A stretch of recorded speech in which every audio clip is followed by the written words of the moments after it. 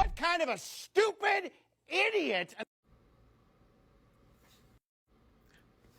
Oh, judgment. and I don't use this lightly, thinks that Jesus was at a drunk party and provided more alcohol for drunk people? Have you read the passage?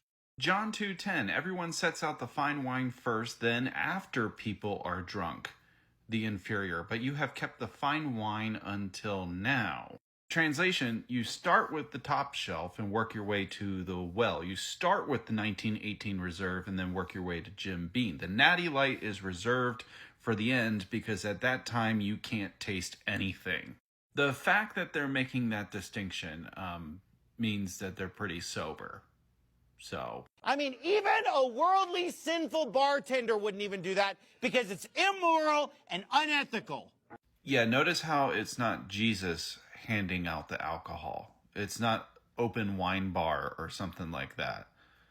It's the waiters that are giving out the alcohol. It's the waiters that are making that judgment.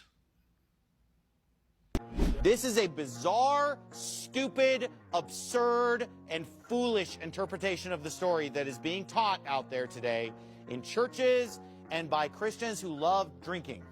So if you think the story of the wedding in Cana is about fermented alcohol versus crushed grapes, you're missing the point of the story.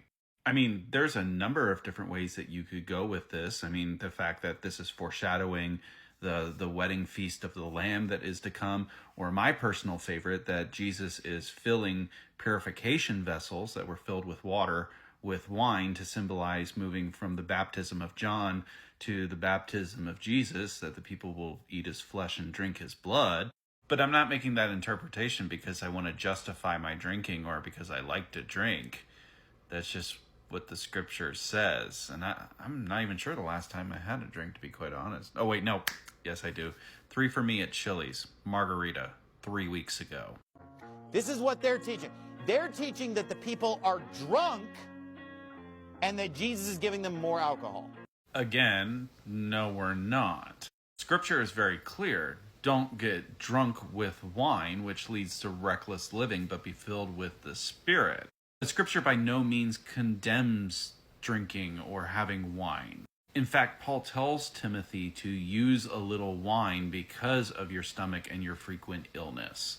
Ecclesiastes would say to drink your wine with a cheerful heart. If you don't want to drink wine because your conscience won't allow you, or because it will lead you to drunkenness because you don't have any self-control, then by all